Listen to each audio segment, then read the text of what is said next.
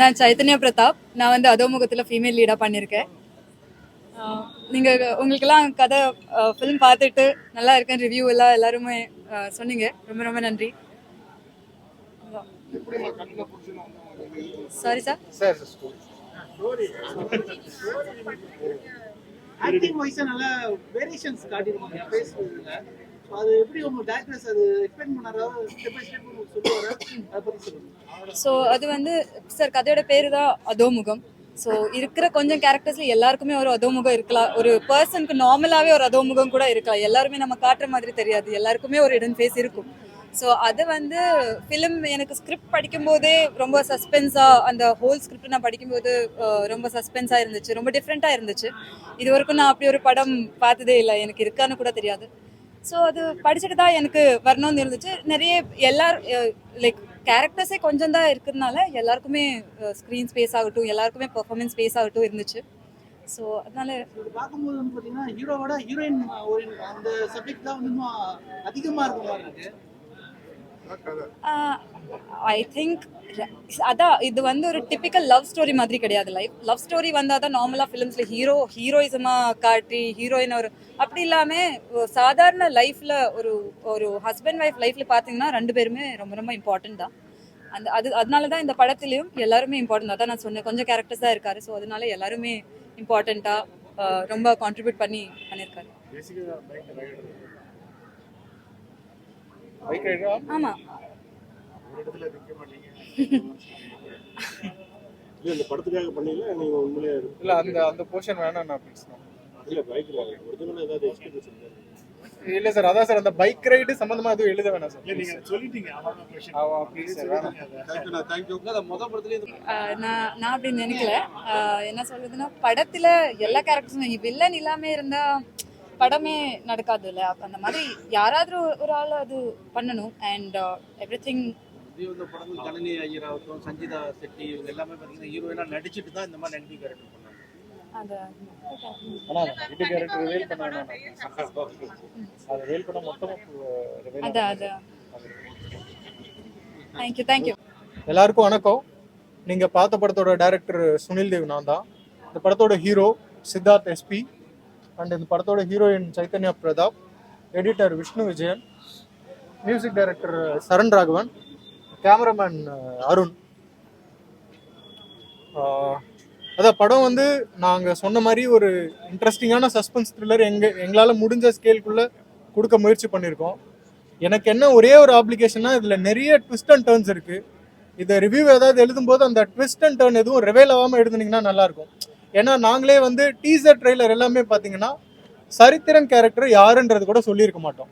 ஒரு ஆப், அந்த ஆப் அவர் இன்ஸ்டால் பண்ணுறாரு, அதனால கதை எங்கெல்லாம் போகுதுன்றது மட்டும்தான் நாங்கள் எழுதியிருக்கோம். ஐ மீன் டீசராக ட்ரெய்லராக எல்லாத்துலேயும் கொடுத்துருப்போம். ஸோ அது தாண்டி எதுவும் ரிவைல் ஆகாமல் அந்த படத்தை பற்றி எழுதுனீங்கன்னா நல்லாயிருக்கும். ஏன்னா அது ஒரு ட்விஸ்ட்டும் வந்து ரொம்ப இம்பார்ட்டன்ஸ். இது இந்த பிளாட் ஓரியன்ட் ஃபிலிம்ஸ்லாம் வந்து ட்விஸ்ட் அண்ட் டர்ன்ஸ் தானே ஆடியன்ஸ்க்கு இன்ட்ரெஸ்டிங்காக இருக்கும். அது மிஸ் ஆச்சுன்னா ரிவ்யூவில் வந்துருச்சுன்னா அவங்களுக்கு வந்து ரொம்ப டேஸ்ட் இல்லாமல் போயிடும் படம். ஸோ அது மட்டும் நீங்கள் அது மட்டும் தான் என்னோட அண்ட் ரீல் பெட்டியோட ரெக்வஸ்ட். அது மட்டும் நீங்கள் கொஞ்சம் பார்த்து. ஆமாம், பிளான் இருக்கு சார். இல்லை குறிப்பால உணர்த்திடலாம் தான் சார். அதான் சார் நான் எல்லா இடங்களுமே சொன்ன மாதிரி அதோமுகம்ன்றது என்னன்னா ஹிடன் ஃபேஸ் அப்படின்ற ஒரு இங்கிலீஷ் வார்த்தைக்கு தமிழ் அர்த்தம் நாங்கள் தேடினோம். ஒரு யூனிக்கான வேர்டு ஏதாவது இருக்கான்றதை செக் பண்ணும்போது பழைய தமிழ் வார்த்தை எங்களுக்கு கிடைச்சிச்சு. அதோமுகம்ன்ற தமிழ் வார்த்தை பழைய செய்யுள்களில் இருக்குது. அது சம்பந்தமாக சிவன் பற்றின ஒரு கதை கூட இருக்குன்றதுனால அதோமுகம்னா மறைத்து வைத்திருக்கும் முகம் அப்படின்றது தான் பொருள், ஹிடன் ஃபேஸ்னு பொருள். அதனால பழைய தமிழ் வார்த்தையை ஏன் நம்ம திரும்ப பயன்படுத்தக்கூடாது அப்படின்னு பயன்படுத்திருக்கோம் சார். இந்த கதைக்கு இன்ஸ்பிரேஷன் நான் சின்ன இன்சிடென்ட்ஸ் கேள்விப்பட்டேன் சார். என் ஃப்ரெண்டோட ஒருத்த வந்து கேர்ள் ஃப்ரெண்டோட ஃபோனில் வந்து ஒரு ஸ்பை ஆப் இன்ஸ்டால் பண்ணான்னு 2-3 இன்சிடென்ட் நான் கேள்விப்பட்டேன். ஆனால் அது மட்டுமே கிடையாது. அது சின்னதாக ஒரு விளைவை தான் ஏற்படுத்துச்சு. அதை வச்சுட்டு நான் கதையை டெவலப் பண்ணும்போது எனக்கு இது ஒர்க் ஆச்சு. இல்லை அப்படி இல்லை. ஒன்று சொல்லுவாங்க மேடம், எல்லாரையும் நம்ம நம்பணும், அப்படியே நம்பிட்டே மட்டும் இருந்துடக்கூடாதுன்னு வாங்களே, அந்த மாதிரி தான். ஏமாறக்கூடாது, நம்பிட்டு மட்டுமே இருந்துடக்கூடாது.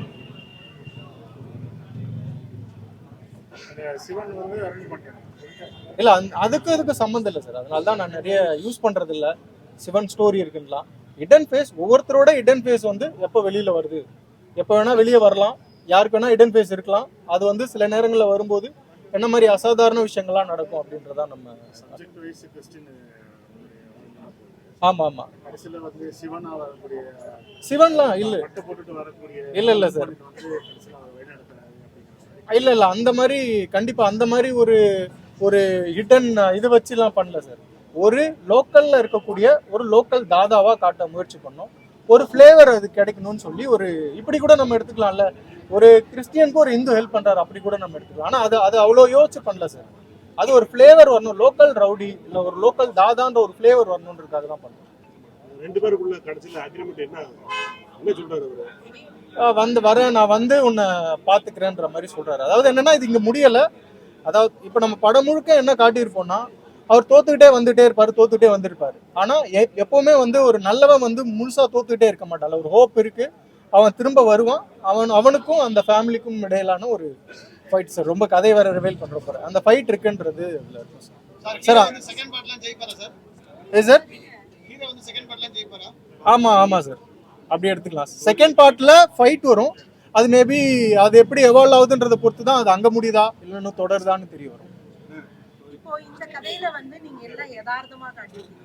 ரொம்ப ஒரு பெரிய மாஸ் ஹீரோ மாதிரி அப்படி இல்லாம ஒரு காமன் பர்சன் எப்படி எல்லாம் எஃபெக்ட் ஆவாங்களோ அப்படிதான் காட்டுறீங்க.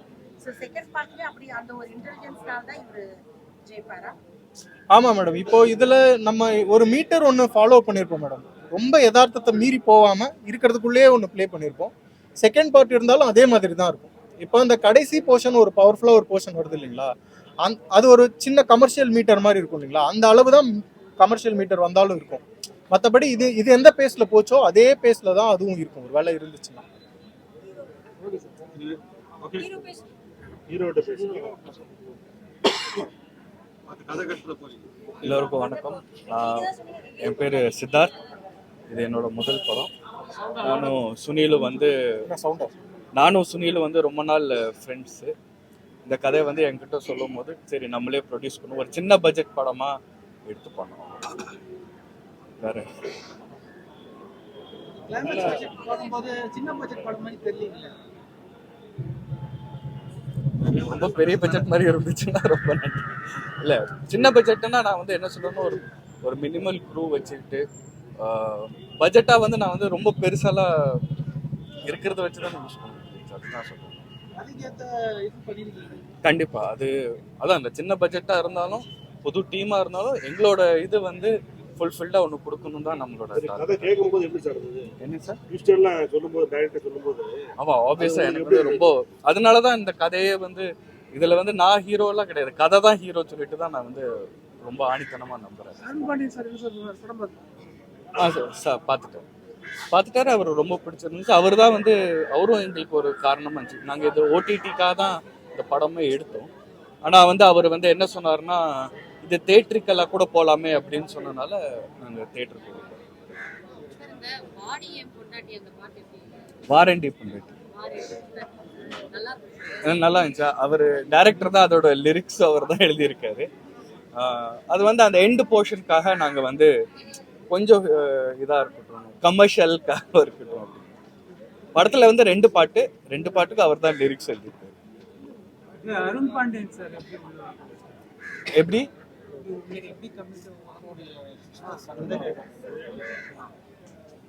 ரிலேட்டிவ் கேட்குறீங்க? உள்ள வந்தாரு.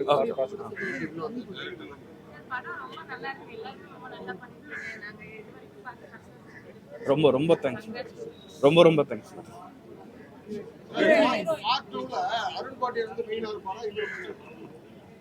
இல்ல ஹீரோ தான். ஆமா ஹீரோ தான் லீடா இருப்பாருங்க சார். பட் ஆனா அவருக்கு வந்து அருண் பாண்டியன் சாருக்கு வந்து ஒரு முக்கியமான கேரக்டர் இருக்கும், த்ரூ அவுட் இருக்கும். இதுல கொஞ்சமா வந்திருக்காரு, அதுல த்ரூ அவுட் இருக்கும்.